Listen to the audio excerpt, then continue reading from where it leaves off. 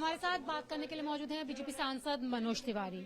मनोज जी, जिस तरीके से अरविंद केजरीवाल ने अपने राजमहल पे करोड़ों रुपए खर्च किए, अब कैग इसकी जांच करेगा, किस तरीके से देख रहे हैं? ये बहुत स्वागत योग्य कदम है और मेरा मानना है कि जिस प्रकार से अरविंद केजरीवाल अपने उस राजमहल को छुपाते दिख रहे थे, प्रश्नों से बचते दिख रहे थे, अब ये कैग की जांच सब दूध का दूध और पानी का पानी कर देगी। अरविंद केजरीवाल के प्रति इस समय दिल्ली के लोगों में घृणा भाव है। वो न सिर्फ दिल्ली के खजाने को लूट रहे हैं बल्कि उससे ऐश कर रहे हैं, और ये कैग की जांच ये सारा कुछ क्लियर कर देगी। सर, लगातार बीजेपी भी सवाल पूछ रही थी, सवालों के जवाब नहीं मिले, लेकिन अब जिस तरीके से कैग की जो जांच के आदेश आए हैं उसके बाद तो लगातार जो आम आदमी पार्टी है वो बीजेपी पर भी हमलावर हो रही है।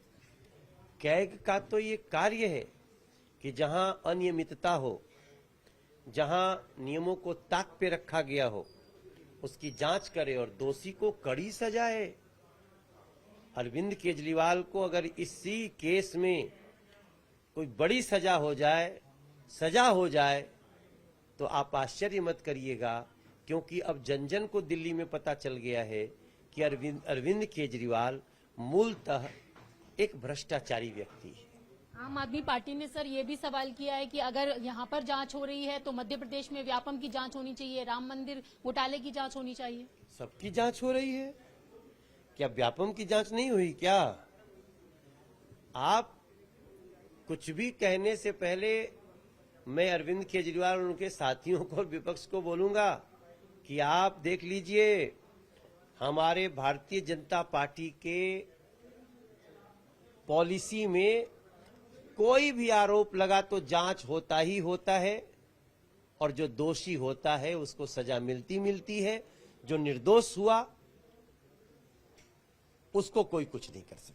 बस आखिरी सवाल है सर कि इस जांच को 2024 के चुनावों से भी रिलेट करके देखा जा रहा है। अब जो भ्रष्टाचारी इसलिए कर रहे थे कि हमें चुनाव भ्रष्टाचार के पैसे से लड़ना है, तो उनको तो चुनाव ही दिखेगा।